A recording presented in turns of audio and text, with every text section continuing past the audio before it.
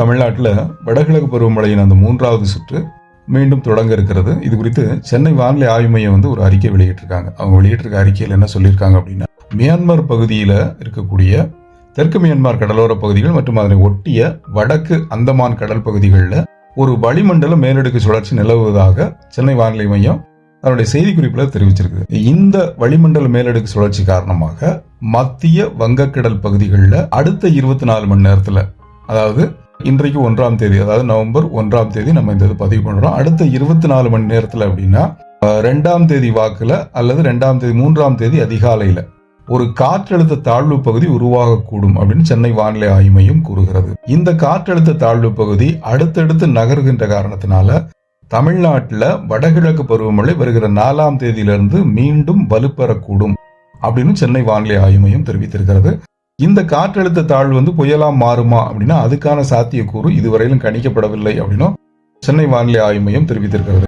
ஒரு காற்றழுத்த தாழ்வு பகுதி அப்படிங்கிற நிலையிலிருந்து அடுத்த கட்டத்திற்கு இது நகரக்கூடுமா அப்படிங்கிறத பொறுத்திருந்தான் பார்க்கணும். அது ஆழ்ந்த காற்றழுத்த தாழ்வு நிலை, ஆழ்ந்த காற்றழுத்த தாழ்வு பகுதி இப்படின்னு அடுத்தடுத்து புயலுக்கு முந்தைய ஸ்டேஜ் வரைக்கும் போகுமா, இல்ல அப்படியே காற்றழுத்த தாழ்வு பகுதியாகவே கரையை நோக்கி நகர்ந்து மழை பொழிவை மட்டும் கொடுக்குமா அப்படின்னும் பார்க்கணும் அப்படிங்கறத சொல்லியிருக்கு சென்னை வானிலை ஆய்வு மையம்.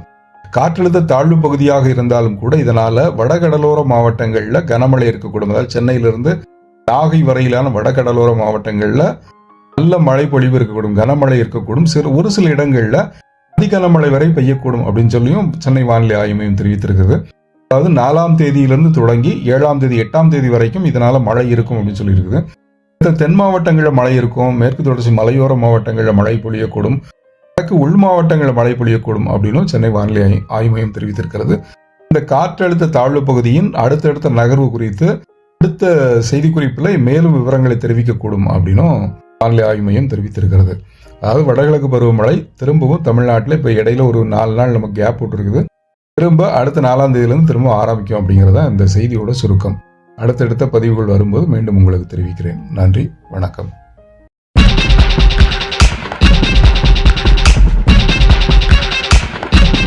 Take it like it.